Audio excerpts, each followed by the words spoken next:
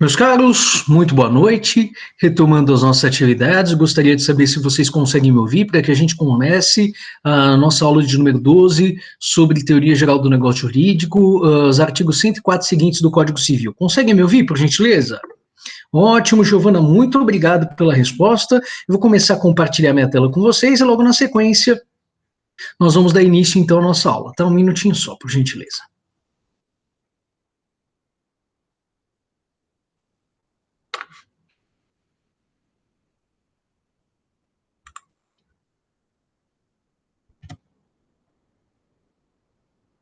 Muito bem.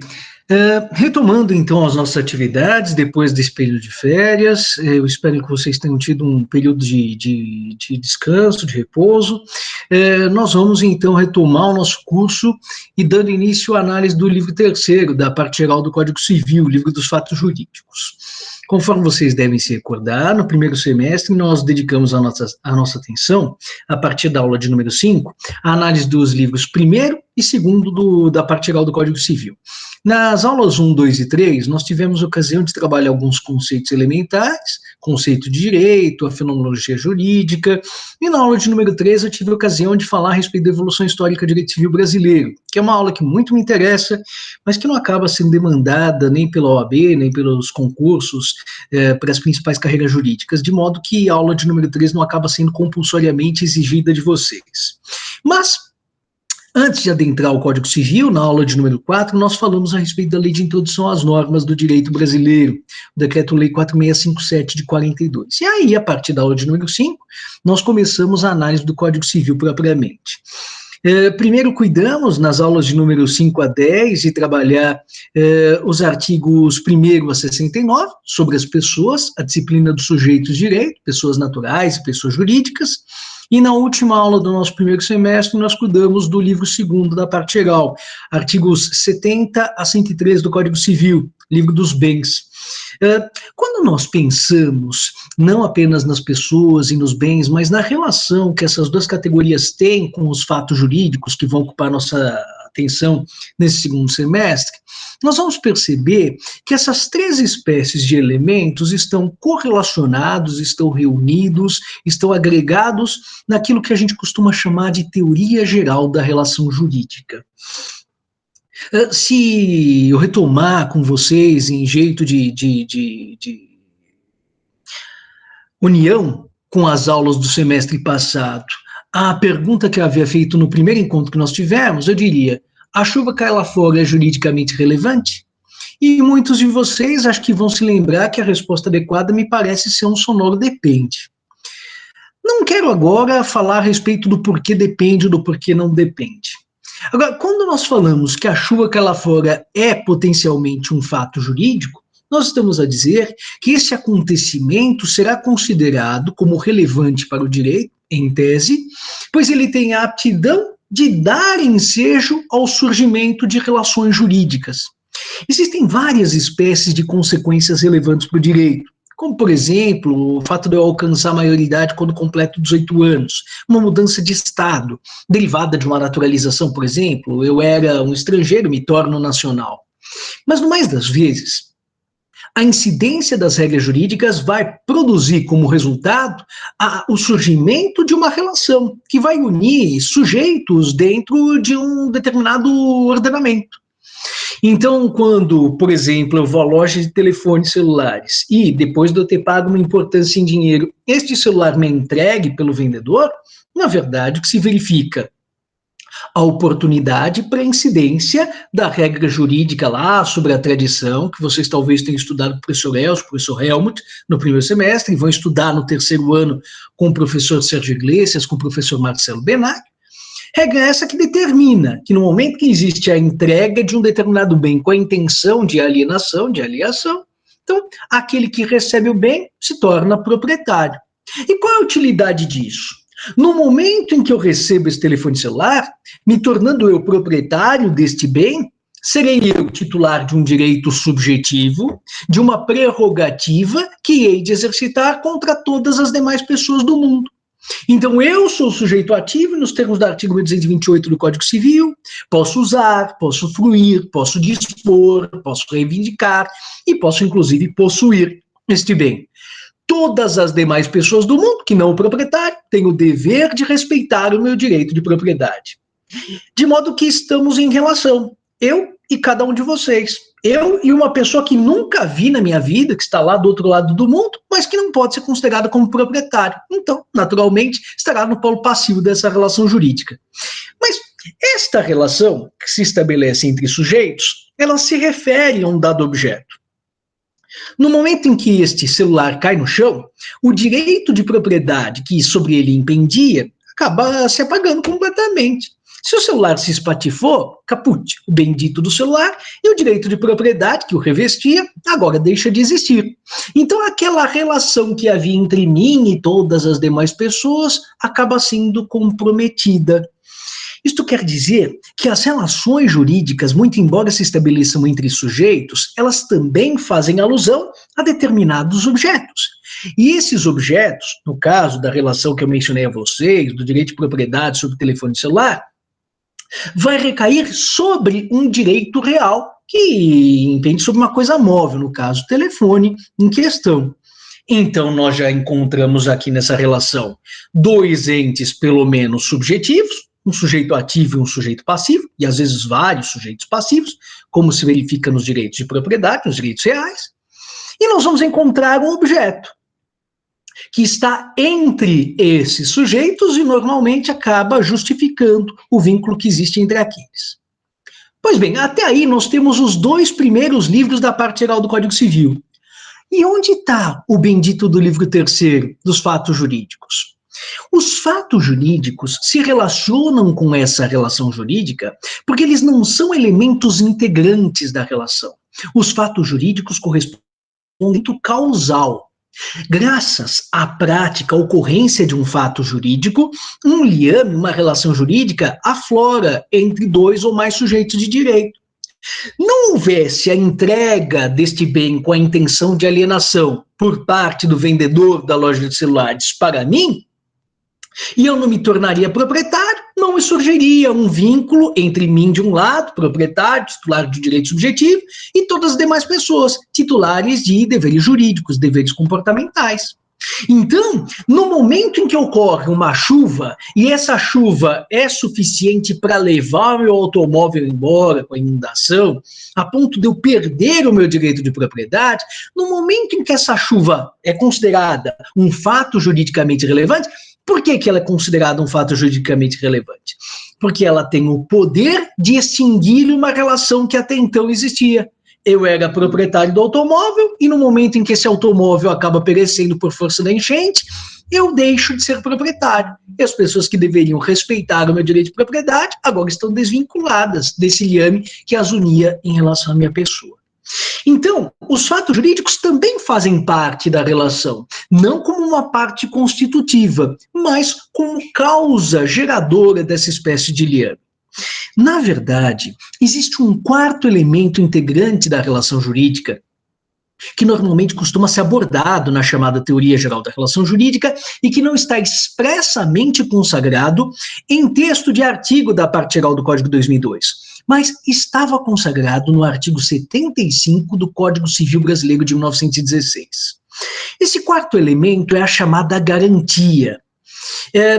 Quando nós dizemos que alguém frustrou uma expectativa de minha parte, então eu tenho interesse em receber aquilo que me é devido pelo meu devedor. E o meu devedor não paga aquilo que me tinha sido prometido no prazo avançado. O que eu faço? Será que eu posso investir contra o patrimônio do devedor eu mesmo? A resposta é não, eu preciso me socorrer do Estado. Então lá que o Estevão se aproxima do Estado, e vedada que é, via de regra, a autotutela, o Estevão se serve da heterotutela, se socorre do Poder Judiciário, para que o Poder Judiciário estabeleça a situação conforme o direito. Se o meu devedor não pagou espontaneamente, vai pagar por força de uma determinação judicial. Agora, por que o Estado efetivamente consegue compelir o devedor a satisfazer essa situação conforme o direito e atender o interesse do credor? Porque dizia o artigo 75 do Código Civil 16, a todo direito corresponde uma ação que o assegura. Então eu tenho um direito subjetivo, e se esse direito não for respeitado, Posso eu me socorrer do Poder Judiciário, e o Poder Judiciário que tem a jurisdictio, a jurisdição, o poder de dizer o direito e de implementá-lo coercitivamente, implementá-lo à força, contra a vontade daquele que se mostra recalcitrante, se mostra resistente, ele acaba impondo aquilo que é conforme a ordem jurídica. E aí nós vamos encontrar os 4 elementos fundamentais da teoria geral da relação jurídica, 2 deles já estudados, sujeitos e objeto, e um que vai ser estudado ao longo de todo esse segundo semestre, o fato jurídico como elemento causador, sendo que eu terei a oportunidade de mencionar incidentalmente o elemento garantia, que não está expressamente consagrado, repito, no Código Civil de 2002, mas está implicitamente consagrado na disciplina da prescrição e da decadência. Nós vamos voltar a isso na aula de número 19. Bom, os dispositivos legais estão aqui mencionados. Como sempre, desde a aula de número 4, inclusive na aula de número 4, vocês vão encontrar entre esse slide de rosto, com o título da aula e os slides de conteúdo, vocês vão encontrar aqui a previsão dos dispositivos legais que serão abordados. Essa aula de número 12 é uma das 2 aulas mais importantes do semestre. Eu diria a vocês que as aulas de número 12, 15 e 16 são as mais importantes, as que acabam demandando maior parte da nossa atenção. Eu, Estevam, tenho um carinho muito especial pela aula de número 13 e pela aula de número 19, por exemplo. Mas por apetites ou por inclinações pessoais, do ponto de vista técnico, as aulas de número 12, 15 e 16 são as mais importantes. 12 porque todas as demais aulas do curso, até o final, vocês vão perceber que são decorrências desta primeira aula. E as aulas de número 15 e 16? A de número 15 porque é a mais extensa, ela vai tomar a nossa atenção durante 15 dias do final do terceiro bimestre e a primeira semana do quarto bimestre. É uma aula que me incomoda bastante, porque ela se estende por 2 bimestres, né? E a aula de número 16, porque eu já venho falando a vocês, desde o começo do ano, sobre nulidade, anulabilidade, e eu vou conseguir, efetivamente, por terra, essa distinção, né, enfrentar isso de maneira capital, apenas tão somente na aula de número 16. E aí, finalmente, um desses monstros que nos acabam assombrando, a gente consegue exorcizar, finalmente, na aula de número 16, mas só no quarto bimestre. Agora, esta aula de número 12 merece toda a atenção de vocês, e ela vai tomar, tomar a nossa concentração durante não apenas a primeira, mas a segunda semana desse segundo semestre, tá? Bom, hoje eu gostaria de falar com vocês apenas e tão somente sobre o artigo 104. E já adianto, eu vou usar não apenas a aula de hoje, mas a segunda aula dessa semana, única e exclusivamente para falar sobre o artigo 104. Talvez eu avance um pouquinho nos artigos 105 e 106, mas talvez não. Agora, esse artigo 104 é um dos artigos mais difíceis e, ao mesmo tempo, mais importantes da parte geral do Código Civil. Eu diria a vocês que, na minha opinião, o artigo 104 é o artigo mais importante da parte geral do Código Civil. E não é um artigo mal escrito, não. Diferentemente de outros artigos importantíssimos, como o 186, sobre atos ilícitos, sobre o 189, relacionado à prescrição e decadência. Não, o artigo 104 é um bom artigo do ponto de vista do texto legal, mas que demanda muita da nossa concentração, exatamente porque ele tem um papel visceral na compreensão da matéria do segundo semestre. Então está dito lá no artigo 104, a validade do negócio jurídico requer, inciso primeiro, agente capaz, inciso segundo, objeto lícito, possível, determinado ou determinável, e inciso terceiro, forma prescrita ou não defesa em lei.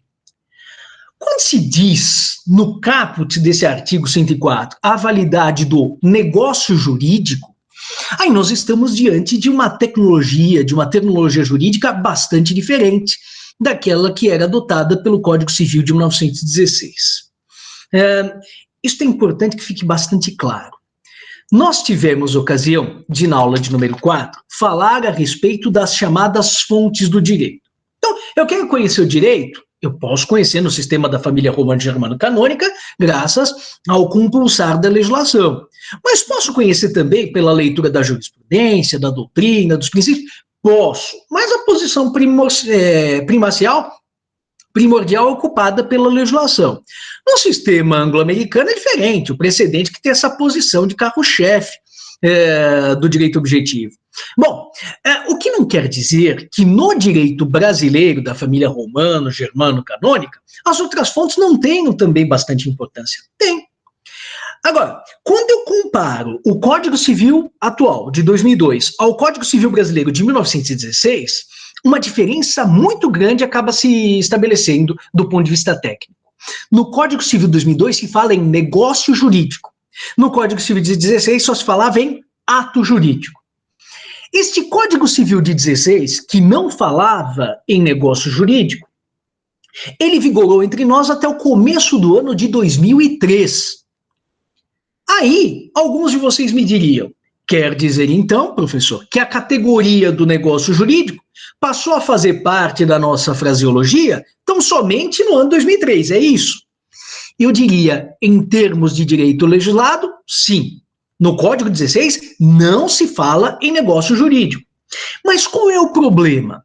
Na verdade, a ressalva está atrelada ao fato de que, sim, o direito legislado não falava em negócio jurídico, mas a doutrina que se debruçou sobre o Código Civil de 1916, ela já falava em negócio jurídico, mas nisso ela se mostrava numa posição de vanguarda com relação à legislação.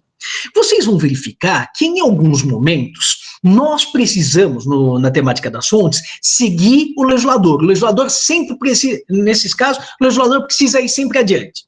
É o que se verifica, por exemplo, no direito tributário, é o que se verifica, por exemplo, no direito penal. Regras penais incriminadoras ou regras do direito tributário que ensejem imposição, majoração de tributos, elas precisam ser claras. No momento em que o legislador tributário ou o legislador penal fizer o serviço deles, aí sim, a doutrina pode, a reboque, se seguir aquilo que entendeu o legislador. Mas tem uma posição de prioridade da legislação. No direito privado, isso não se verifica. Em alguns casos, a doutrina avança adiante do legislador, a jurisprudência da mesma forma. E é exatamente isso que se verificou a propósito dessa tecnologia, desse modelo novo, chamado negócio jurídico. Por isso que vocês vão verificar que, em muitos casos, ao longo de todo o nosso semestre e de todo o ano, primeiro, de direito civil, eu falo a respeito de determinados temas que já acabaram sendo abordados, ou que estão sendo abordados, ou que em breve serão abordados pelo professor de Direito Romano. Então você fala, professor Elcio já falou disso. Mas que curioso, ele falava utilizando uma terminologia diferente. Isso é bastante natural. Os temas são vizinhos, mas não existe, ainda que haja uma nova abordagem por parte do professor de Direito Romano, do professor de Direito Civil, não necessariamente haverá uma coincidência entre o teor das considerações do professor Elcio e de minha parte. Por quê? Porque, às vezes, o direito romano conferia um tratamento para uma posição, para uma situação, e o direito contemporâneo dá um tratamento a outro. Por exemplo, se vocês pensarem na situação do locatário, para o direito romano, o locatário era detentor, mas não era possuidor. Para o direito contemporâneo, o locatário é possuidor, é mais do que um simples detentor. E aí, quem está certo? Direito romano ou direito brasileiro? Cada um está certo no seu momento. O que a gente percebe é que existem proximidades entre o direito romano e o direito brasileiro, mas há momentos em que existe a possibilidade da gente permutar soluções, elas são idênticas, e há momentos em que o direito brasileiro e o direito romano têm soluções diferentes para as mesmas situações. Por isso que se vocês forem ao curso elementar de Direito Romano do professor Thomas Mark, salvo engano, no capítulo 7 ou 8, vocês vão encontrar lá um capítulo intitulado Do Ato Jurídico. E vocês vão falar, mas nesse capítulo o professor Thomas Mark fala de coisas muito parecidas com aquilo que o professor Estevão menciona na aula de número 12. Só que curioso, o Estevão fala em negócio jurídico e o professor Thomas Mark fala em ato jurídico. Deve estar certo o professor Thomas Mark, não o professor Estevão. Mas daí quando vocês leem os manuais de direito civil, vocês vão falar, mas não é que o Estevão só está falando em negócio jurídico. O manual de direito civil também fala em negócio jurídico. E agora? Agora a briga entre dois manuais, quem é que tem razão? Nenhuma das partes tem razão. O Código Civil de 2002 adota, então, essa tecnologia do negócio jurídico. E o professor Thomas Mark, embora tenha se debruçado sobre o direito romano, escreveu formado com base no Código Civil brasileiro de 1916, quando se falava em atos jurídicos. Então, professor, qual a diferença que se pode estabelecer entre ato jurídico, negócio jurídico? Bom, vou tentar explicar isso a vocês, mas preciso que prestem muitíssima atenção. Bom, eu perguntava a vocês na primeira aula do nosso curso, no primeiro encontro que nós tivemos, a chuva cair lá fora é juridicamente relevante? E a resposta acabava sendo um sonoro depende. E por quê? Porque às vezes nós estamos diante de uma chuva que muito me desconforta, mas que não gera nenhuma espécie de direito, não gera nenhuma espécie de dever. Não acaba gerando qualquer espécie de consequência jurídica merecedora de maior atenção. Neste caso, a chuva não é considerada um fato juridicamente relevante, muito embora possa ser relevante sob variados aspectos. Durante essas férias, e isto não é mentira, o pessoal veio fazer uma manutenção nesta parede verde que eu tenho aqui atrás de mim. E o pessoal acidentalmente acabou utilizando como, não é repelente, como inseticida, uma substância chamada, salvo engano, deltametrina. E se esqueceram no fato de que havia 2 gatinhos aqui na minha casa, e não são gatinhos, são, eu já disse a vocês, né, eles são importantes para mim como se fossem filhos. E meu gatinho, Fred, ele veio e começou a morder a folhinha. Deu 2 ou 3 mordidinhas e aí ficou estatelado, parado, assim, com as pupilas dilatadas. Aí a minha esposa, o anjo da guarda, passou por aqui, ela falou, ele não está bem, levamos imediatamente ao veterinário, ao mesmo tempo entramos em contato com o pessoal lá da floricultura para saber o que tinha sido passado. E aí, lá que veio o veterinário, pôs o carvão ativado, tratou, ele teve que ficar internado durante uma noite. Lógico, para mim, acabou sendo bastante traumatizante, de modo que foi um fato extremamente relevante para mim, muito mais relevante que a morte de determinadas pessoas. Mas, juridicamente, esta ocorrência foi absolutamente desprovida de relevância. Puxa, professor, e você não dormiu durante 2 ou 3 noites? É lógico, a saúde do meu filho. Agora, percebam, juridicamente não houve consequência alguma. Agora, se é uma inundação que não apenas afoga o meu pezinho de feijão, mas que leva o meu automóvel embora, nessas circunstâncias, eu estou diante de um fato juridicamente relevante, porque é desfalcado o meu patrimônio. Em função disso, eu deixo de ser proprietário, em função disso, talvez eu me torne credor da companhia seguradora. Então, o fato será juridicamente relevante no momento em que, pelo ordenamento jurídico, for atribuída alguma espécie de consequência àquela ocorrência. Tudo bem até aí? Me acompanhe, então, pelo último alvéolo dessa transparência primeira. Está dito aqui, fato jurídico em sentido amplo é toda e qualquer ocorrência, perceptível pelos sentidos ou não, a qual o ordenamento jurídico coliga efeitos que lhe são próprios. Alguns acontecimentos são perceptíveis pelos sentidos. A inundação. Vocês viram o que aconteceu na Europa nesses últimos tempos, essas inundações? Efeitos jurídicos extremamente drásticos, e não apenas jurídicos, efeitos sociais, efeitos os mais variados, mas também jurídicos. E no momento em que o direito sobre esses fatos se debruça, atribuindo-lhes consequências, então nós estamos a falar em fatos jurídicos, perceptíveis pelos sentidos nesse caso, e às vezes imperceptíveis. Vocês sabem falar em companhia seguradora? Eu não me dei conta, hoje é dia 1º de agosto, e eu deveria ter pago a bendita da importância que anualmente eu pago para a companhia seguradora, para a renovação da pólice. A minha pólice venceu ontem. Olha só, eu nem tinha me dado conta e estou a descoberto no dia de hoje.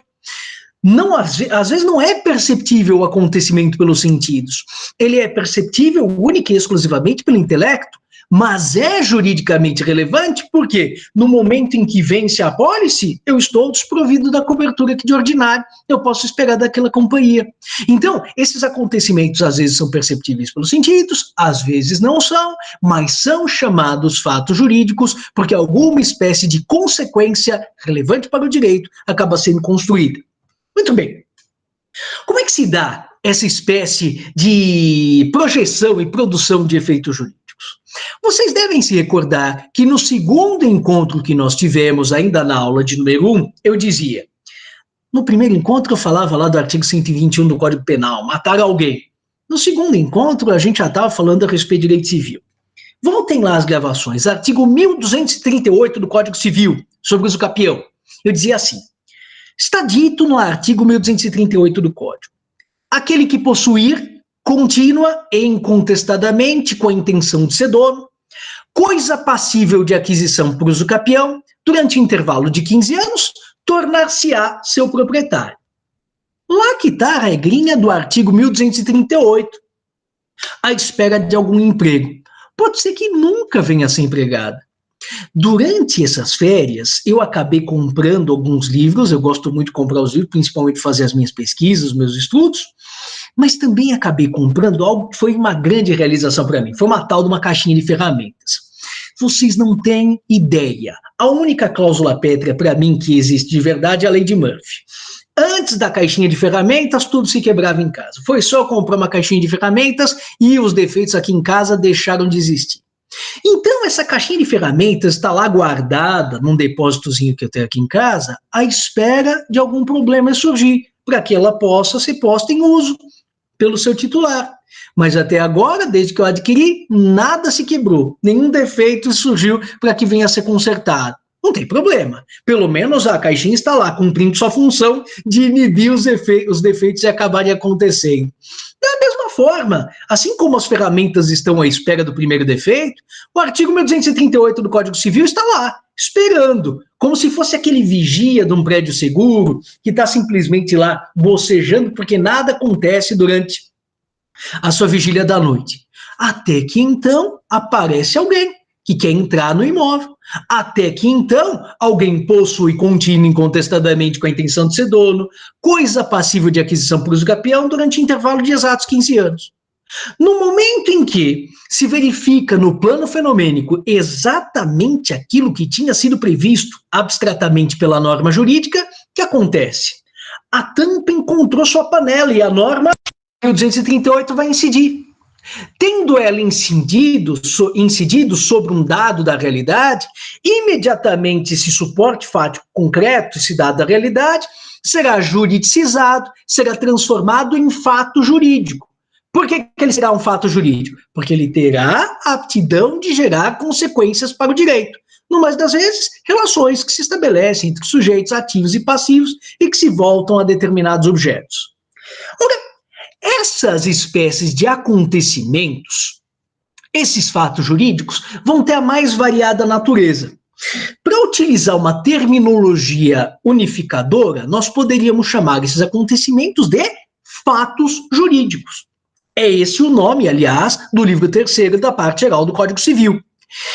Mas se nós nos aproximarmos mais de pertinho desses diversos fatos, nós vamos verificar que eles podem ser diferentes entre si.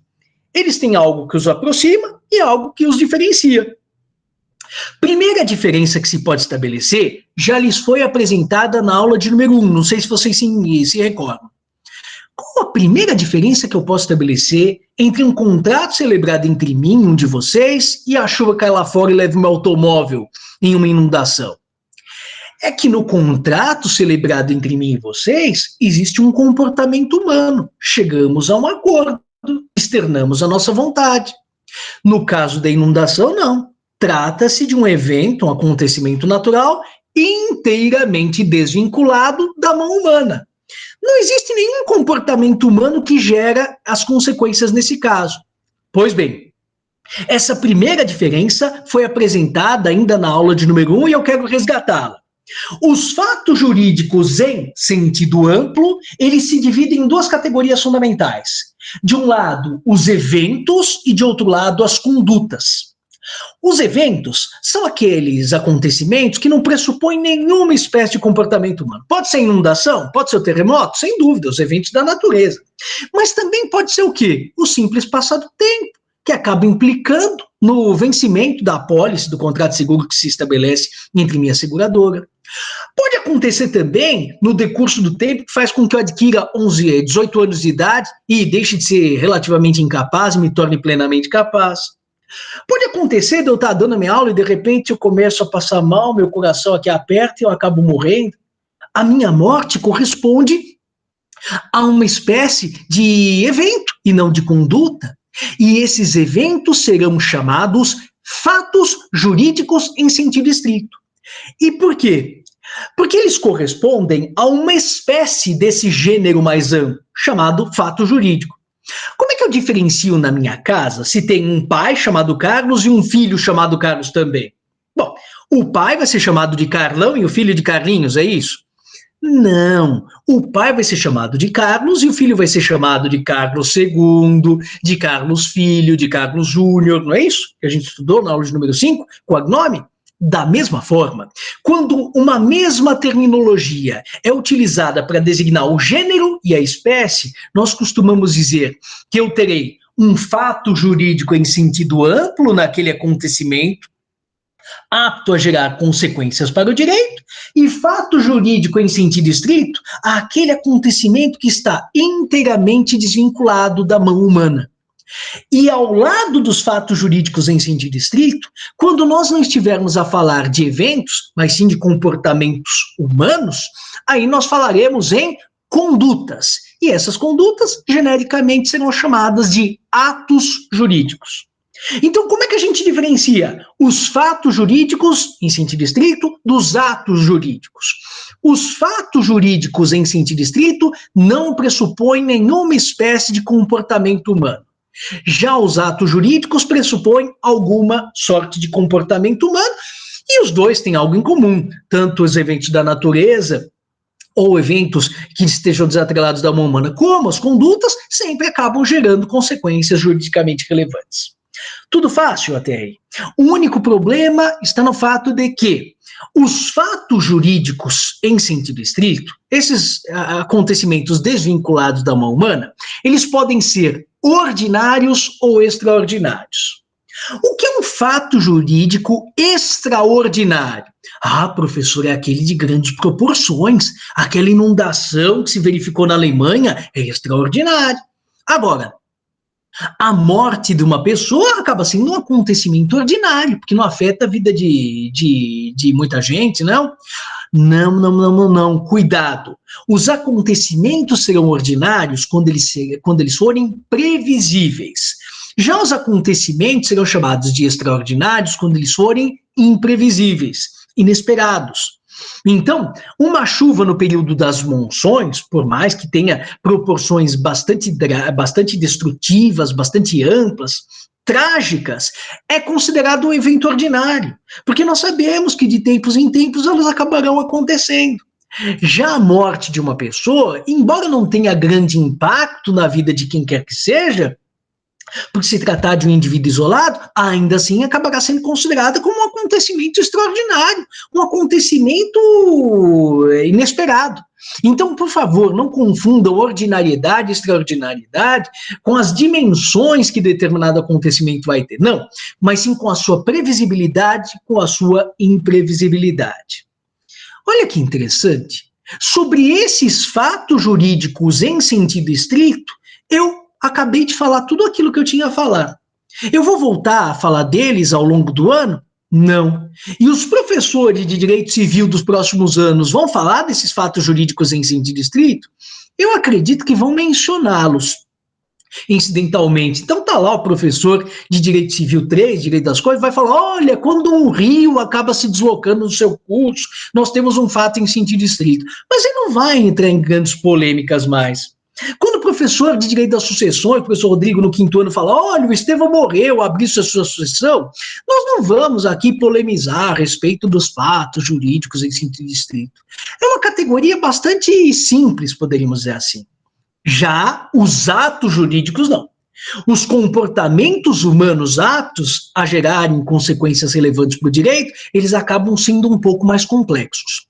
Primeiro, porque eles têm 3 subcategorias deles derivadas. Então, vou ter condutas humanas. Uma pergunta, conduta é sinônimo de ação? Sim ou não? Sim, professor, é a mesma coisa. Não. Conduta é gênero, sendo que ela pode ser comissiva, ativa ou positiva, ou abstensiva, negativa, omissiva. Eu posso tirar a vida de alguém por meio de um ato comissivo, quando atiro nessa pessoa. Mas eu também posso tirar a vida de alguém negando alimento àquele que depende de mim para sobreviver. Nesse caso, a minha conduta que gera a morte daquela pessoa que de mim depende não é uma conduta ativa, é uma conduta inativa, abstensiva, omissiva. Então, por favor, não confundam conduta com ação. Bom, mas voltando, esses atos jurídicos aptos a gerarem consequências relevantes para o direito, eles podem ser atos-fatos, atos jurídicos ou negócios jurídicos. Aí algum aluno mais atento diz, opa, de novo, professor. É o mesmo nome que eu estou dando para o gênero, atos jurídicos, e para uma das espécies, atos jurídicos. Como é que eu posso diferenciá-las? O que a gente fez com relação aos fatos jurídicos? Em sentido amplo e em sentido estrito. Então, dos fatos jurídicos em sentido amplo, nós vamos ter uma categoria ampla, do conjunto de condutas aptas a produzirem efeitos jurídicos, atos jurídicos em sentido amplo, se quiserem arrasar no latim, atos jurídicos lato sensu, e aí as três categorias, atos-fatos, atos jurídicos stricto sensu, ou em sentido estrito, e negócios jurídicos.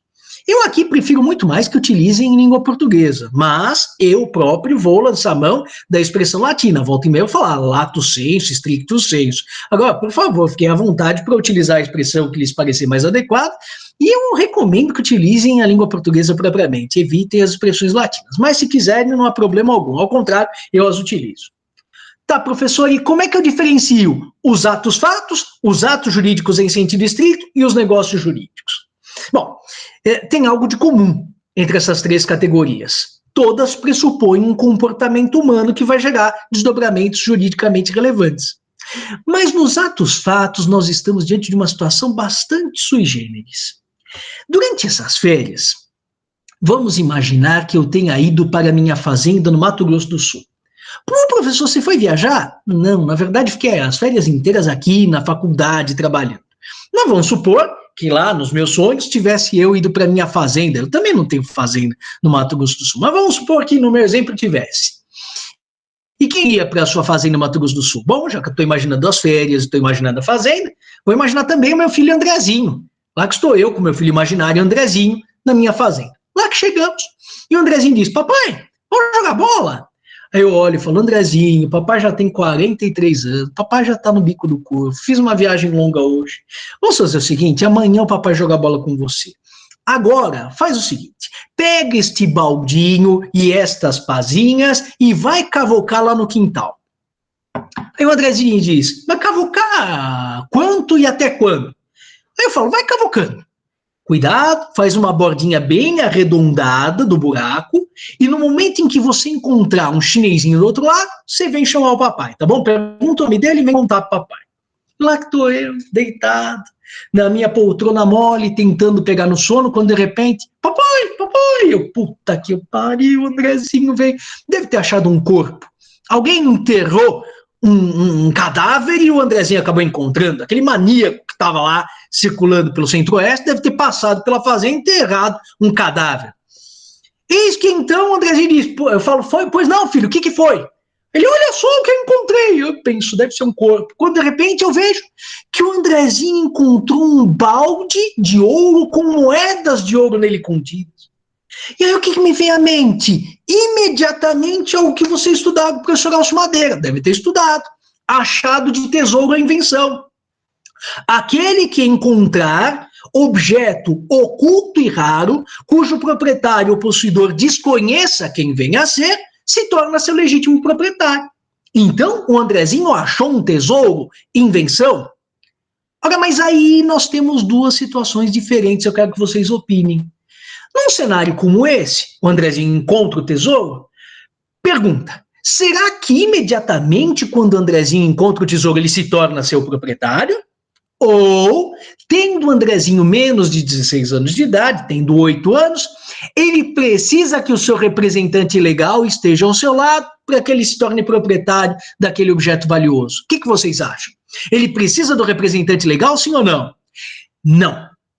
Não, professor? Não. E por que não? Porque, neste caso, a descoberta do tesouro corresponde a um ato-fato.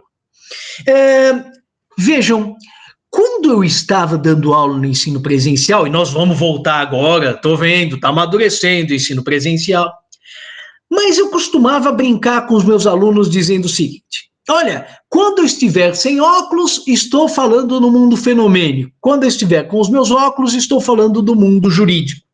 E aí lá na aula de número 8 eu brincava. Tem 60 alunos dentro da sala de aula e um professor. Quantas pessoas temos na sala de aula?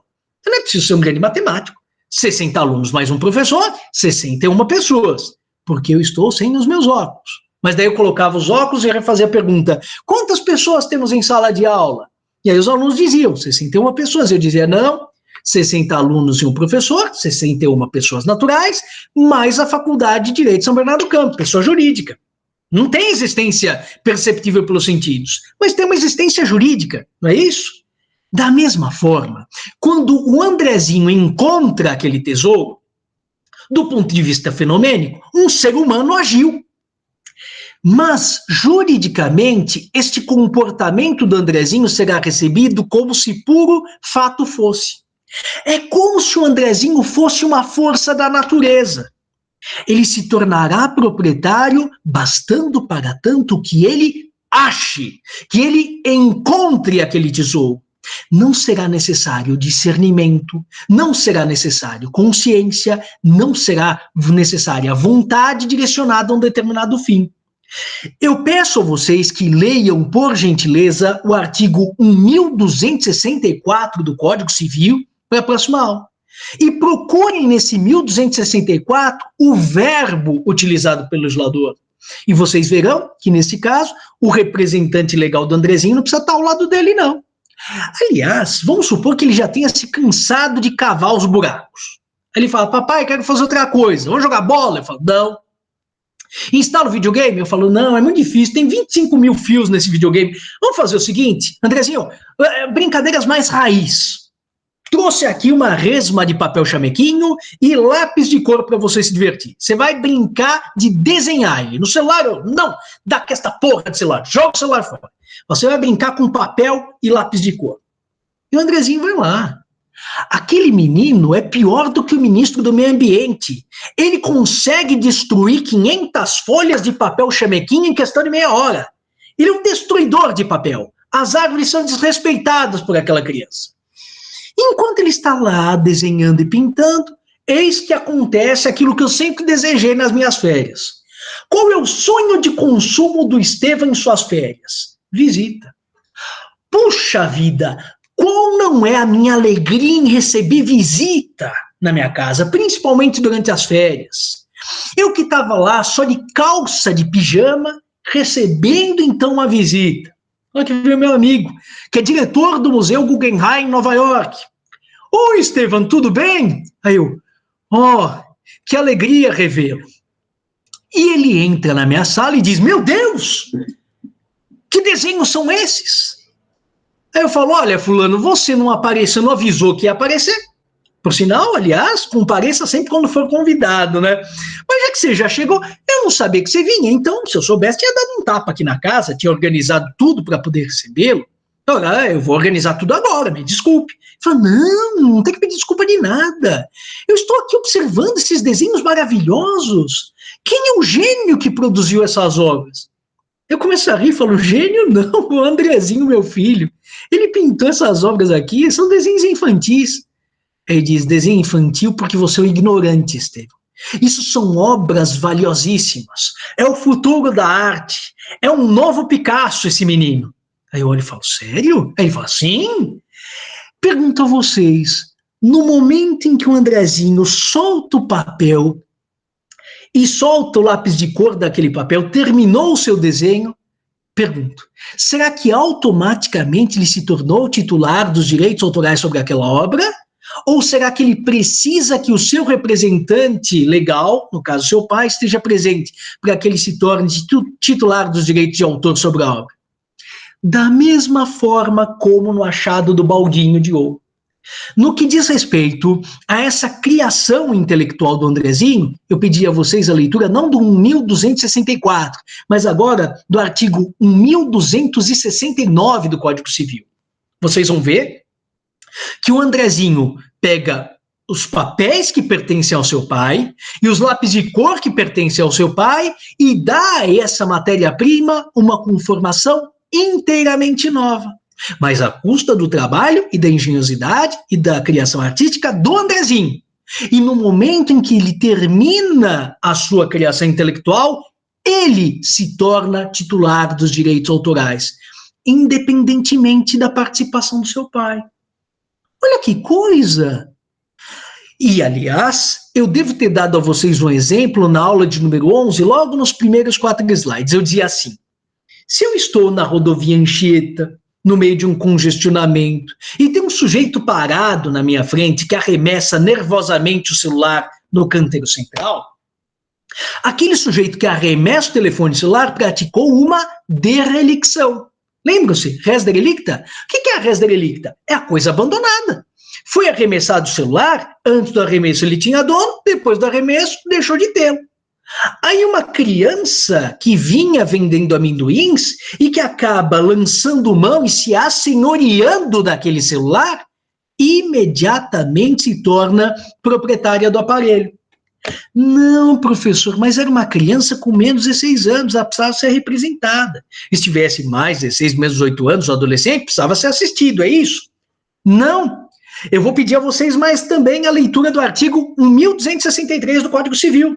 E vocês vão ver que aí nós temos um fenômeno chamado de ocupação, e a ocupação também não pressupõe discernimento, consciência, vontade dirigida à produção de um determinado efeito jurídico. Olha que maluquice! A criança acaba se assenhoreando do celular, a criança acaba descobrindo um depósito oculto e raro de coisa antiga, cujo proprietário possuidor se desconheça, a criança trabalha a matéria-prima em parte própria, em parte alheia, ou inteiramente alheia, dando-lhe uma nova forma. Nesses 3 casos, o infante vai se tornar titular dos direitos decorrentes sem que haja necessidade da participação do seu representante legal. E por quê? Porque nós estamos nas 3 situações diante de acontecimentos vinculados a uma humana, mas que são recebidos pelo direito como se puros fatos fossem. E como é que eu sei que são recebidos pelo direito como se puros fatos fossem? Eu pediria a vocês, então, que localizassem, para a próxima aula, os verbos dos artigos 1263, 1264 e 1267. E vocês vão ver que os comportamentos materiais acabam sendo privilegiados pelo legislador. Quando diz aquele que se assenhorear de coisa sem dono, quando diz aquele que trabalhar matéria-prima, quando diz aquele que achar, não se pressupõe discernimento, consciência ou vontade dirigida a algum determinado fim. Essa é a característica típica dos atos-fatos. E eu vou voltar a falar desses atos-fatos, mas daqui a algum tempo. É preciso que tenham paciência. Já os atos jurídicos em sentido estrito e os negócios jurídicos, não. Eles pressupõem discernimento. Se por algum acaso tiver de ser praticado algum negócio jurídico que diga respeito ao Andrezinho, então, por exemplo, se aqueles direitos autorais que ele tem sobre os desenhos, se aqueles desenhos forem estampar belíssimas camisetas que vão ser vendidas na saída do museu lá de Nova York, quem vai celebrar o contrato de licenciamento de direitos autorais em nome do Andrezinho serei eu, na qualidade de seu representante. E por que aí o Estevão será imprescindível? Porque nesse contrato haverá uma externação de vontade. Aí eu preciso de consciência, eu preciso de discernimento, eu preciso de uma vontade dirigida a modular, a dispor dos direitos em tal ou qual medida. Aí haverá necessidade, não basta o comportamento material, aí será necessária a participação do representante. Mas como é que eu vou diferenciar esses atos jurídicos em sentido estrito e os negócios jurídicos, já que ambos pressupõem a participação dos representantes? Fiquem atentos ao seguinte. Vamos supor que eu esteja precisando desesperadamente de dinheiro e queira vender o meu telefone. Aí eu falo, pessoal, algum de vocês quer comprar meu celular? Estou vendendo por R$100. Aí um aluno diz, professor, eu quero comprar. Só que tem um problema, eu me disponho a pagar R$50 pelo seu telefone. Aí eu falo, poxa vida, mas R$50? Não dá para melhorar? O aluno diz, olha, professor, não é nem que não vale R$100, vale R$100, mas eu só tenho 50, quer, não quer, minha oferta máxima. Aí eu falo, bom, vamos fazer o seguinte, né? Te vendo por R$50, mas, já que você não pagou R$100, que é o que eu acho que vale o celular, Vamos fazer o seguinte, o celular, se tiver algum defeitinho, algum trincado na lente, algum problema de memória, qualquer coisa que valha, você não venha atazanar minha paciência, tá certo, Caio? E aí o Caio diz, não tem problema nenhum. Desde que você reduza o preço à metade, se tiver algum defeito, fica por minha conta. Será que a gente pode estabelecer um contrato de compra e venda nesses termos, sim ou não? Podemos. Porque olha que interessante, eu e Caio decidimos se vamos contratar ou não, e nós temos a possibilidade, inclusive, de customizar, de modular os desdobramentos desse contrato de compra e venda, conforme seja no nosso interesse. Então, ele quer reduzir o preço? Eu reduzo, mas aí eu reduzo também a minha responsabilidade proporcionalmente. E chegamos a um acordo que acaba agradando a ambos e destoando um pouquinho daquilo que normalmente acontece. Se nada for estabelecido, nenhuma ressalva, normalmente eu respondo sim na qualidade de vendedor por todos os defeitos da coisa vendida ante o comprador. Mas existe a possibilidade de nós afastarmos essas consequências que de ordinário surgem da legislação? Por quê? Porque nós estamos diante de um negócio jurídico. Nos atos jurídicos em sentido estrito é diferente. Vamos supor o seguinte, que eu queira me casar. Aí eu converso com a minha namorada, Ermengarda, e a peço em casamento. Eu digo, Ermengarda, queria saber, você não gostaria de se casar comigo? A gente já namora há 15 anos, queria te pedir em casamento. Aí ela olha, pode ser. Depois de uma resposta empolgada como essa, eu só não despeço ela em casamento porque eu tenho um mínimo de honra. Mas é lógico que eu fico contrariado. Eu tenho aquela sensação de frustração de que assistiu o Sex Life. Quem assistiu o Sex Life sabe do que eu estou falando. É possível. Sabe, eu peço a moça em casamento e ela, quem sabe, pode ser, né? Não tem coisa melhor. Aí eu fico contrariado e falo, quer saber? Só que quero te avisar uma coisa, ô Ermengarda. Eu não vou ser fiel a você depois do casamento. Tá bem entendido? E ela diz, claro, eu nunca fui fiel a você ao longo desses 15 anos de namoro. Ah, professor, mas onde você está se metendo? Pergunto a vocês, será possível que de comum acordo, eu e Ermengarda, venhamos a abdicar do dever de fidelidade decorrente do casamento, sim ou não? Deixa que eu responda, é melhor que eu responda. Porque alguns de vocês dizem, professor, eu tenho um vizinho. Eu não sou professor da dimensão sociológica, daquilo que costuma acontecer. Assim como também não sou professor da dimensão axiológica, não quero saber o que vocês acham do casamento. Eu sou professor da dimensão normativa. E eu digo a vocês que na dimensão normativa, olha que interessante, eu tenho a possibilidade de decidir se vou me casar ou não. Eu posso, por exemplo, permanecer solteiro até o dia da minha morte. Ninguém vai me obrigar, Estevam, você já atingiu os 43, está na hora de se casar. Não, posso permanecer solteiro até o final da minha vida. Agora, se eu decidir que vou me casar, quanto aos efeitos pessoais, não quanto aos efeitos patrimoniais, os patrimoniais podem ser customizados, mas quanto aos efeitos pessoais do casamento, os desdobramentos são aqueles estabelecidos pela lei. Olha que interessante. Ontem, eu e minha esposa estávamos cozinhando na hora do almoço. Aí ela queria que eu fizesse um estrogonofe, ela disse, eu queria que você flambasse. Aí eu falei, tá bom, vou flambar. Só que ela queria ela fazer. Aí eu fiquei assistindo só lá na pia, né, e vendo ela fazer a obra de arte dela. E ela chegou, botou uma quantidade de bebida alcoólica lá na concha, pegou um fósforo e tentou acender. E eu rindo, porque aquilo não ia pegar fogo nunca. Ela olhou e falou, por que não tá pegando fogo? Me dá uma ajuda aqui. Eu falei, você não precisa de uma ajuda, você precisa... Deixa eu aqui, ó, liguei a chama do fogão, falei, pus a concha em cima da chama do fogão, falei, tem que aquecer.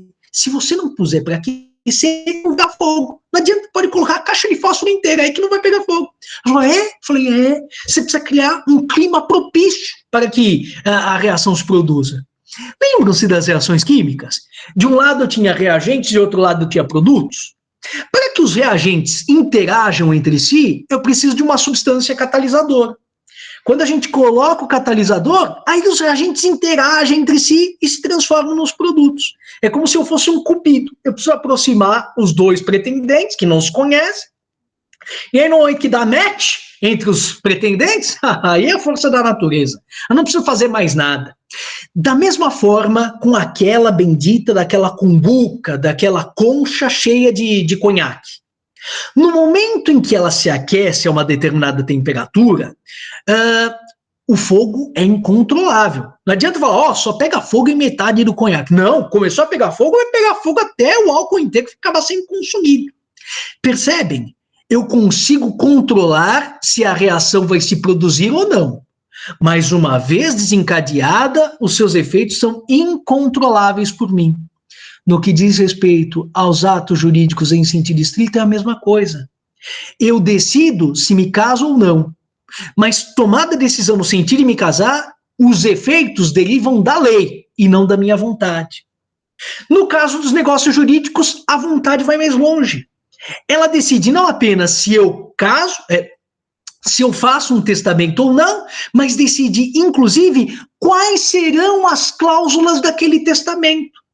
Se decide se eu vou celebrar um contrato ou não e quais serão as cláusulas daquele contrato. É por isso que os negócios jurídicos correspondem à categoria mais importante do nosso direito, do direito privado.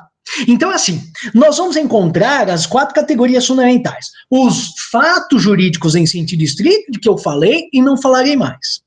E os comportamentos humanos, atos jurídicos em sentido estrito, de que eu falei um pouquinho agora e vou voltar a falar única e exclusivamente na aula de número 17, quando eu me debruçar sobre o artigo 185, isso já na segunda metade do 4º bimestre. E até a segunda parte do 4º bimestre, nós vamos falar sobre o quê?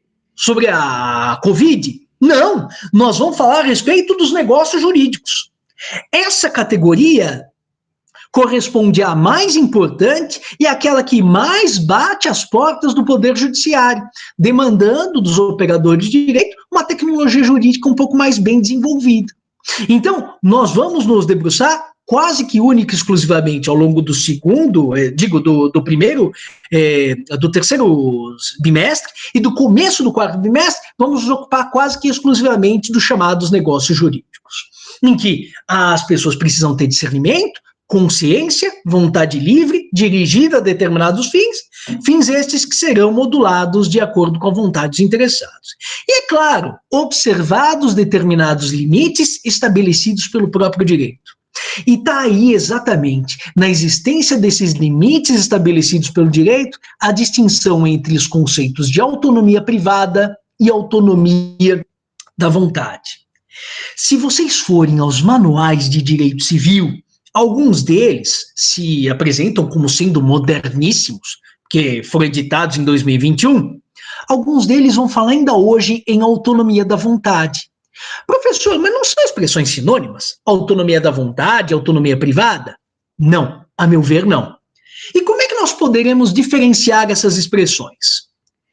Vejam, se dentre vocês nós encontrássemos Immanuel Kant, e eu dissesse para Kant que no exercício do meu direito de propriedade eu devo observar a função social da propriedade, ou que então pode haver uma intervenção do Estado no que diz respeito à celebração de um contrato, Kant simplesmente começaria a dar risada e diria que isso é um absurdo. E por que ele diria que é um absurdo? Ele diria que é um absurdo porque, para os adeptos do liberalismo exacerbado, para os adeptos do iluminismo, o contrato e a propriedade são os espaços por excelência para o exercício da liberdade. Então, o proprietário usa, frui, dispõe, reivindica e possui se ele quiser. Se ele não quiser, ele não faz nada disso. Para os adeptos desse individualismo característico de Kant, um sujeito contrata-se com quem e nos termos que ele bem entender. Se ele quiser se recusar à contratação, ninguém tem nada a ver com isso. Puxa, professor, mas o que ele sustentava, Kant, se aplica nos dias de hoje? Eu acredito que não. Sabe por quê? Eu não sei se vocês se lembram, eu devo ter falado na aula sobre direito de personalidade do Mercador de Veneza.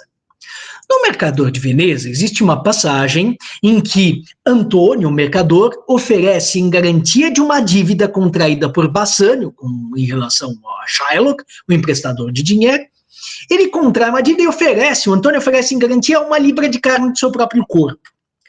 E confiavam que o empréstimo seria pago. Mas o fato é que quando o empréstimo vence, Bassanio não tem dinheiro para devolver e os carregamentos que o Antônio tinha estavam todos encalacrados. Então, eles não tinham como pagar a dívida em dinheiro. Nada mais oportuno para Shylock, porque o que Shylock queria no final das contas? Cobrar, executar a garantia em espécie contra Antônio. Queria tirar 1 libra de carne do corpo do Antônio.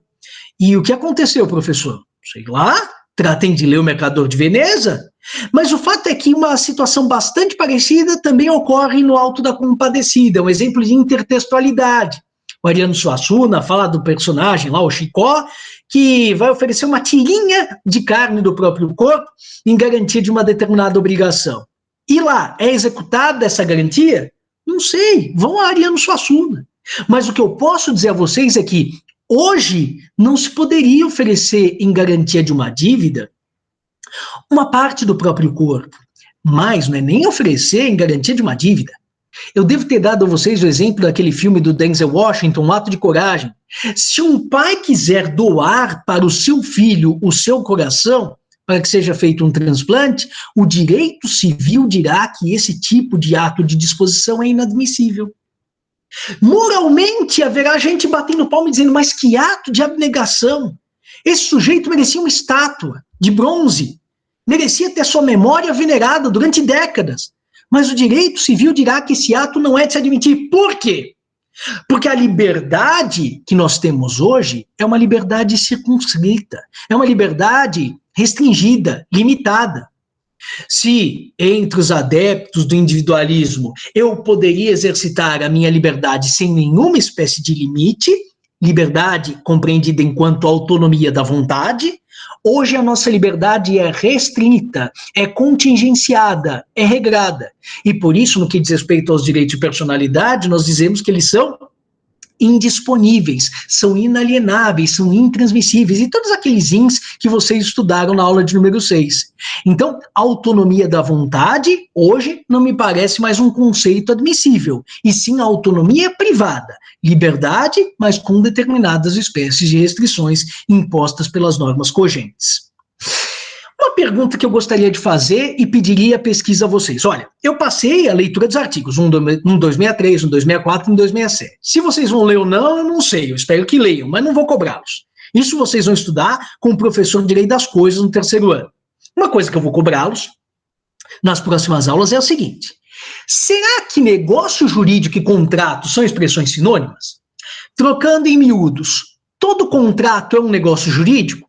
Todo negócio jurídico é um contrato? Essa é uma pesquisa que eu gostaria que vocês fizessem em casa.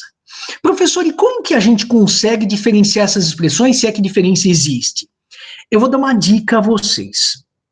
Procurem na internet um modelo de procuração. E procurem encontrar lá na procuração quantas assinaturas nós vamos encontrar. Se eu tenho a assinatura do procurador e de quem é por ele representado, se eu tenho a assinatura só do representado ou só do representante.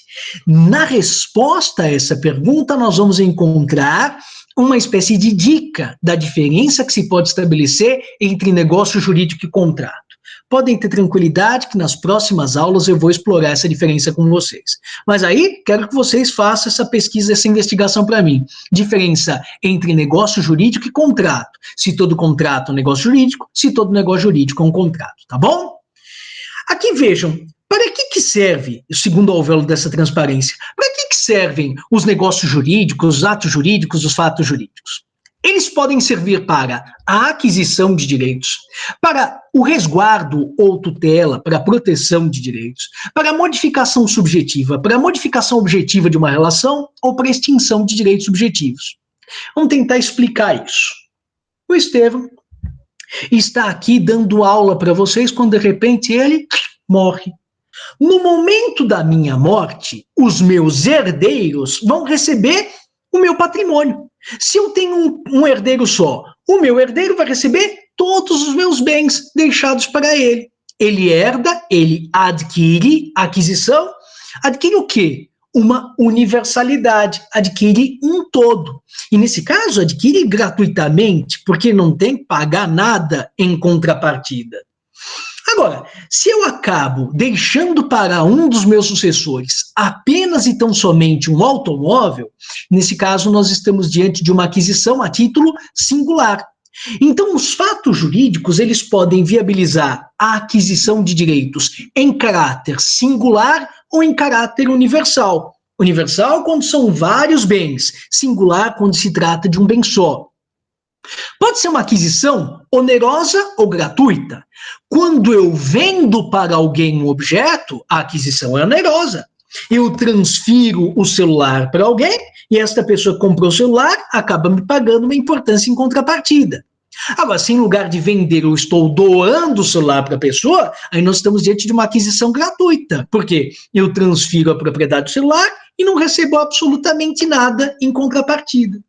E existe logo no comecinho aqui desse primeiro hífenzinho uma dicotomia, aquisições originárias e derivadas. Essa diferenciação é importantíssima, principalmente para o terceiro ano. Qual é a diferença que se pode estabelecer entre aquisições originárias e aquisições derivadas? Vamos supor que eu tenha um imóvel, e este imóvel que pertence a mim esteja hipotecado em favor de uma instituição financeira. Então, a instituição financeira tem um empréstimo, é credora de um empréstimo em face de alguém, e o imóvel do Estevão foi oferecido em garantia, em hipoteca. Que bem. Será que eu posso vender esse imóvel durante a pendência da hipoteca? Até posso. Difícil vai ser encontrar alguém que queira adquirir esse bem, mas posso sim, sem dúvida alguma. Só que entendam, se eu vender este imóvel hipotecado, quem adquire o imóvel vai adquirir o imóvel o quê? Hipotecado também. Não é porque eu vendi o imóvel hipotecado que o adquirente vai receber um imóvel limpinho, sem nenhuma espécie de garantia oferecida ao banco. Vocês estudaram isso com o professor Elcio, com a chamada regra Nemo plus iuris. Já ouviram falar da regra Nemo plus iuris com o professor Elcio? O que é essa regra, professor? Não me recordo. É uma regra longa. A gente costuma falar das 3 primeiras palavras, mas ela diz o seguinte: Nemo plus iuris ad alium transfer hypotes quam ipse habet. Lembram-se dela? Não, professor. Vou repetir, a minha professora de matemática, ela costumava fazer isso comigo. Quando eu falava que não entendia alguma coisa, em lugar dela me explicar de outra forma, ela repetia simplesmente. Nemo plus iuris ad alium transfer hypotes quam ipse habet. É evidente. Professor, não ouvi isso, não. Talvez tenha ouvido em português, talvez ele tenha dito assim: ninguém transfere a outrem mais direitos do que ele próprio tem. Então, se eu tenho um imóvel hipotecado e o vendo, o adquirente recebe um imóvel o quê? Hipotecado também. Porque a compra e venda, a doação, a transmissão causa mortes por força da minha morte, são todas aquisições a títulos derivados. E o que seria uma aquisição? Lívia, já vou trabalhar isso com vocês, tá? Um minutinho só. E o que é uma aquisição a título originário? Vamos supor que este imóvel que tenha sido oferecido em hipoteca para o banco, ele seja possuído por alguém.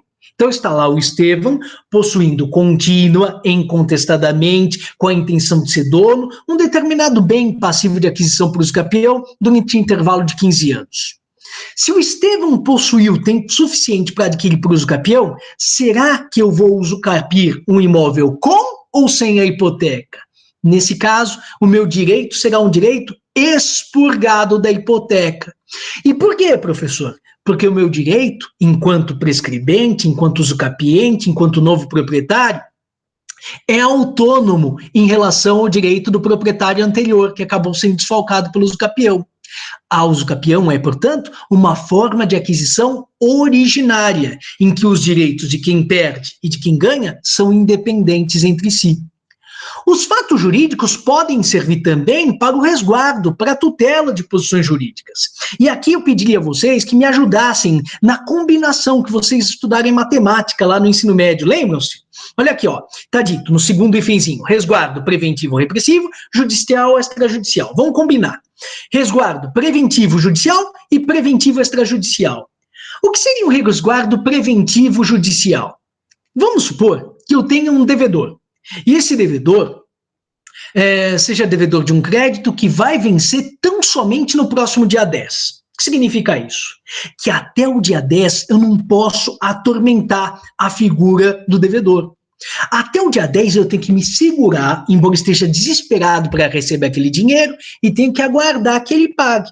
Às vezes ele pode pagar antecipadamente, porque é uma pessoa generosa, organizadinha, mas se ele quiser deixar para pagar no último dia do prazo, eu não posso compeli-lo a pagar antecipadamente. Mas daí vamos supor que esse devedor, que só pode ser constrangido a pagar no dia 10, que ele esteja dilapidando seus bens. Então, seus ativos estão sendo consumidos. E vamos supor que eu tenha provas de que nos próximos tempos ele vai se evadir, vai sair do Brasil com a tendência de nunca mais voltar. Será que eu tenho que aguardar placidamente até o dia 10? Não. Eu posso pedir a um magistrado uma medida de natureza cautelar, chamada de arresto. O que é o arresto? Eu posso demonstrar que ele está dilapidando esses bens, que eu sou titular de um direito que só vai vencer no dia 10 e que, ao que tudo indica, ele vai se evadir para um local inacessível por mim, seu credor. E se tudo isso ficar comprovado, o juiz vai determinar que certos bens que fazem parte do patrimônio do devedor sejam circunscritos, sejam arrestados e fiquem lá cautelarmente protegidos e indisponíveis até que ele pague a dívida que tem comigo. Se ele pagar a dívida que tem comigo, pois bem, os bens serão liberados. Conseguem perceber? É uma medida meramente preventiva. E por que é meramente preventiva? Porque até o dia 10 eu tenho que esperar para saber se o sujeito vai pagar ou não. Só no dia 10 é que eu vou saber se ele vai pagar ou não. É um resguardo preventivo, mas preventivo judicial. Porque quem decreta o arresto é o magistrado. Eu, credor, não posso, por minha própria vontade, me dirigir ao patrimônio daquele devedor para acabar contingenciando determinados bens. O que seria um resguardo preventivo agora? Extrajudicial. Vamos supor que eu, Estevam, celebre um contrato de locação com um locatário que eu desconheço. Não sei se é uma pessoa idônea ou não, se é uma pessoa que costuma pagar suas dívidas antecipadamente ou não.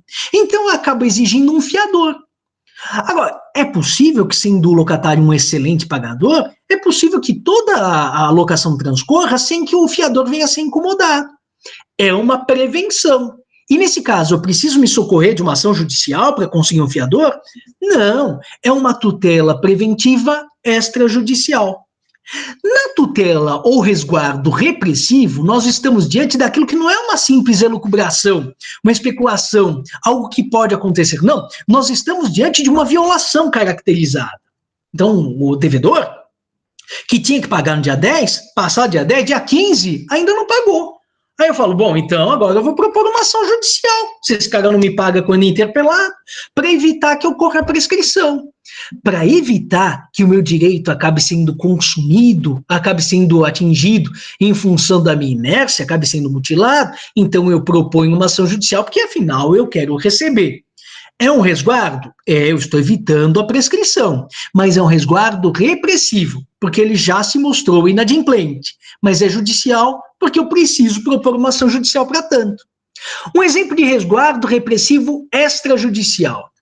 Suponham que eu esteja dando a minha aula para vocês quando, de repente, um sujeito entre por essa porta e aponte uma arma para a minha cabeça. Mas ele tem tanto transtorno obsessivo compulsivo que ele aponta a mira laser e ele quer acertar bem no meio da minha cabeça. Ainda bem que ele tem esse toque, porque enquanto isso eu fico balançando a minha cabeça, desviando lá da mira, e enquanto isso, o que eu faço? Vou pleitear um magistrado aqui de São Bernardo que emita uma ordem para ele parar com essa brincadeira fúnebre? Não! Eu vou lançar mão da minha arma e, empregando moderadamente os meios necessários que estão à minha disposição, eu acabo repelindo aquela agressão atual e iminente a um bem jurídico próprio de terceiro. Agora, é claro que, neste caso, eu lanço mão da legítima defesa antes do magistrado ser consultado. É um resguardo repressivo porque ele já está ameaçando a minha integridade física, a minha vida, aliás. E, além de ser repressivo, é um resguardo extrajudicial.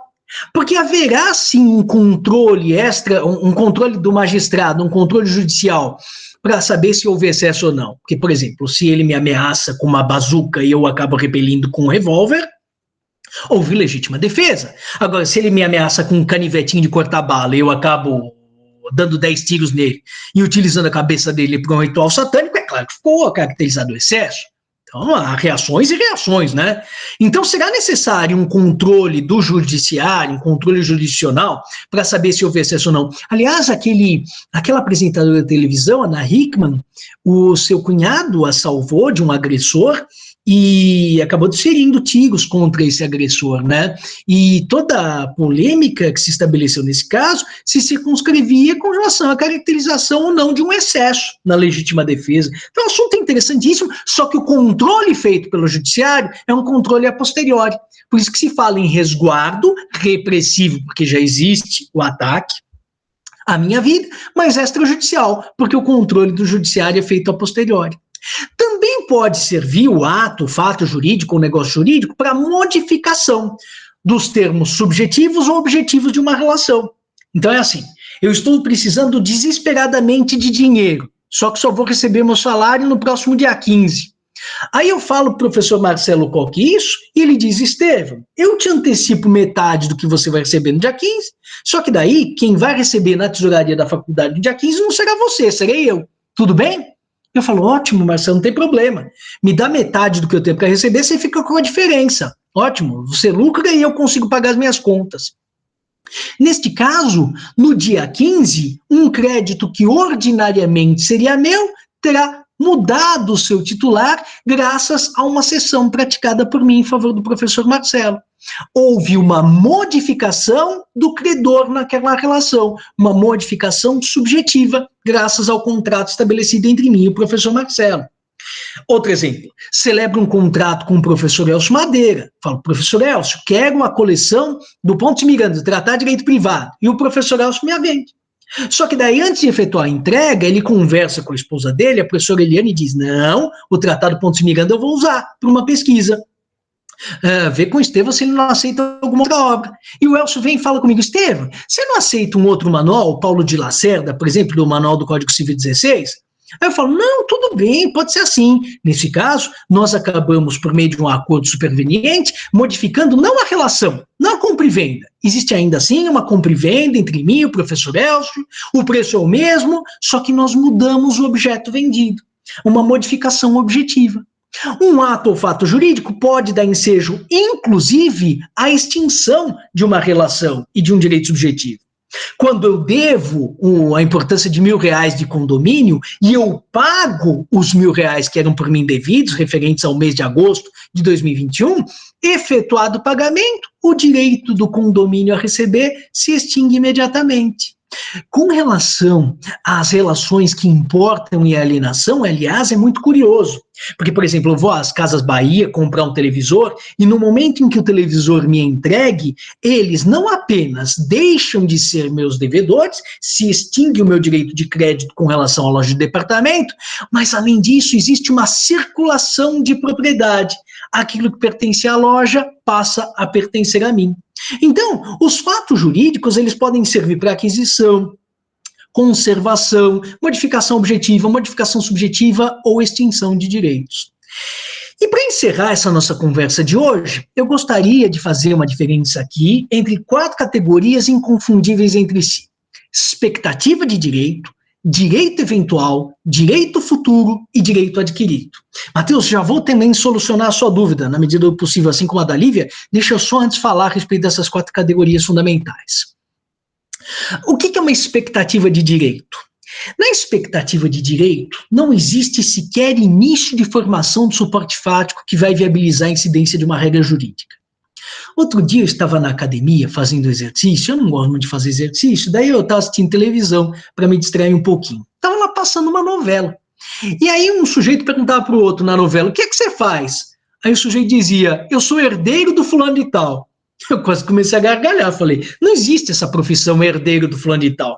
Aliás, o senhor só vai ser herdeiro de fulano de tal quando fulano de tal morrer. Se eu fizer um testamento hoje, só morrer daqui a 40 anos, aqueles que foram indicados por mim no testamento não serão meus herdeiros imediatamente, serão meus herdeiros se estiverem vivos no momento da minha morte, do meu óbito. Nesse caso, aliás, o que nós vemos? Que o suporte fático da regra sucessória é único, ele é simplérrimo. Por quê? Enquanto eu estiver lá nos meus últimos suspiros, o suporte fático da regra do 1784 do Código Civil sequer começou a se formar. Mas no momento em que eu morrer, pronto, o suporte fático se formou por completo. É radical assim a regra do 1784. Isso quer dizer que antes do último suspiro do Estevão, só existe uma expectativa de direito por parte dos indicados no meu testamento. E isso, do ponto de vista jurídico, é um absoluto nada. Agora, após a minha morte, aí sim, eles são titulares de direitos. Professor, expectativa de direito e direito eventual não são expressões sinônimas? Elas têm uma proximidade. Por quê? Vamos imaginar que o Estevão possua, contínua e incontestadamente, com a intenção de ser dono, um determinado bem passível de aquisição por usucapião por 14 anos, 11 meses e 30 dias. Puxa, falta um dia para que o prazo da usucapião se conclua. E aí, na véspera, no último dia do prazo, vem o titular do direito de propriedade e interrompe a prescrição.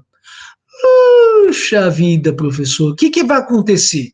Isso que você está imaginando. Não vai haver usucapião. Mas, professor, por um dia. Como o suporte fático não se formou por completo, ele já tinha começado a sua formação, mas não se perfez por completo, a norma jurídica do 38 não incidiu. Então é parecido com a expectativa de direito, né, professor? Porque não houve incidência da norma, não houve fato jurídico. Isso é verdade. Mas qual a diferença entre a expectativa de direito e o direito eventual? É que na primeira hipótese o suporte fático sequer tinha começado a se perfazer. E no direito eventual ele começou a se perfazer, mas não se concluiu. Isso é relevante, professor? É, porque de regra, tanto no suporte fático que não se perfez e começou a se perfazer, como naquela hipótese em que o suporte fático sequer começou a se perfazer, nos dois casos, nenhuma espécie de consequência haverá. Mas existe um artigo que nós vamos estudar na aula de número 14, o artigo 130, que diz que ao titular do direito eventual se franqueiam algumas espécies de favores, algumas espécies de consequências. Então, excepcionalmente, o legislador pode atribuir algumas consequências, não as ordinárias, que normalmente se espera, mas algumas consequências ao titular do direito eventual, mas jamais ao titular da mera expectativa de direito. No direito futuro e no direito adquirido, ou deferido, nessas duas hipóteses já houve suporte fático suficiente e a norma incidiu. Vamos imaginar que eu e minha esposa Elaine nos separemos. E aí o Andrezinho acaba ficando com a mãe. Eu vou ter de pagar pensão para aquela criança, sim ou não? Vou. E quanto que vai ser a minha pensão? A pensão que eu vou ter que pagar? Sei lá, aquilo que ficar estabelecido pelo magistrado. Aí o magistrado viu quanto Estevão ganha, viu quanto Andrezinho precisa e estabeleceu que a pensão vai ser de R$1.000. Só que olha que interessante. Aí o Estevão, em 2022, 1º de janeiro de 2022, o diretor, o professor Rodrigo, em lugar de falar Feliz Ano Novo, o que ele fala? Estevão, você está demitido. Igual o Roberto Justus, ele diz, Estevão, você está demitido. O que acontece comigo a partir de então? Será que eu tenho como pagar a mesma pensão para os meus filhos, para o meu Andrezinho, sim ou não? Não. Ele continua tendo as mesmas necessidades, mas as minhas possibilidades são bem menores. Isto quer dizer, atenção agora, que o Andrezinho continuará tendo, como no ano 2021, direito a alimentos. Porque ele continua tendo necessidade e eu continuo tendo possibilidades, muito embora possibilidades menores. Só que os alimentos que eram de 1.000 até 2021 passarão a ser em número menor, em um montante menor, a partir do ano 2022. Por quê? Porque eu acabei perdendo meu emprego. Percebem que o direito a alimentos é o mesmo? Mas o direito aos alimentos, o módulo desses alimentos, o quantum desses alimentos vai variar em função da alteração da minha vida econômica, da minha situação financeira? Pois bem, entendam nesse exemplo uma espécie de direito futuro. Porque o Andrezinho terá direito a alimentos, mas o quantum acaba dependendo de fatores que às vezes não podem ser antevistos. É a mesma coisa, por exemplo, do meu direito enquanto sócio a receber algo da sociedade. Eu faço parte de uma sociedade anônima, sou acionista. Qual o direito mais sagrado de um acionista? Receber dividendos. Aí em 2018, 2019, 2020, a sociedade foi de vento em popa. Eu, como acionista, tenho direito a dividendos. Em 2018, os dividendos foram de 10 mil reais. Em 2019, de 20 mil. Em 2020, de 30 mil. Em 2021, e a sociedade deu prejuízo. Eu tenho direito a dividendos, mas aqueles dividendos do exercício 2021 serão dividendos negativos. Não receberei nada. Puxa, professor, que interessante. Quer dizer, então, que o direito a dividendos é uma decorrência da sua posição de acionista, mas o direito aos dividendos vai depender do resultado de cada exercício. Exatamente. Se trata de um direito futuro. Agora, olha que interessante. Eu disse que perdi meu emprego em 1º de janeiro de 2022. Isso quer dizer que a pensão que eu vou ter que pagar para o Andrezinho em 2022, janeiro de 2022, dali em diante, talvez seja reduzida. Mas aquelas parcelas que eu devia relacionadas aos últimos meses de 2021 e que eu não paguei, essas serão mensuradas, serão devidas pelo valor de antes de eu ter perdido meu emprego. Ah, mas eu perdi meu emprego e não tinha pago. Bom, não interessa. Terei de pagar aquilo que era devido no momento em que a obrigação surgiu. Por quê? Porque o direito a cada uma daquelas prestações mensais acabou surgindo e sendo incorporado ao patrimônio, foi um direito adquirido pelo Andrezinho no momento em que meu salário era de tanto, e não o salário ou valores que eu acabei recebendo a partir do momento em que acabei sendo demitido, tá bom? Nós, na próxima aula, eu vou já tentar resolver as dúvidas de vocês, mas é só para fazer emenda. No nosso próximo encontro, nós vamos falar a respeito da classificação dos negócios jurídicos. Aqui nós temos várias classificações e já adianto a vocês, essas classificações serão importantíssimas, inclusive para efeitos de prova. Elas têm cara de pergunta de prova, têm jeito de pergunta de prova, têm pinta de pergunta de prova e vão cair na prova de vocês. Vamos agora analisar aqui as questões que acabaram sendo apresentadas. Alívia, professor, no livro é dito que no ato jurídico em si direito, a ação humana se baseia não numa vontade qualificada, mas em simples intenção. Você pode explicar a diferença? A vontade qualificada depende do livro de que nós estejamos a tratar. Mas aqui, a vontade qualificada seria aquela vontade não apenas da prática do ato, da externação do ato, mas inclusive da produção de determinado efeito, da produção de determinadas consequências. No que diz respeito ao ato jurídico em sentido estrito, só existe uma vontade de praticar um ato, mas não existe uma vontade da produção dos seus efeitos. É uma vontade que é mais tímida. Fazendo-se aqui, Lívia, uma espécie de analogia, é que eu não sou professor de direito penal. No homicídio doloso, existe intenção? Sim. E no homicídio culposo, existe intenção? Alguns de vocês vão dizer não, eu digo cuidado. Nós vamos ver na aula de número 18 que no homicídio doloso existe intenção de atirar e de que o projétil que sai da arma tire a vida de uma pessoa.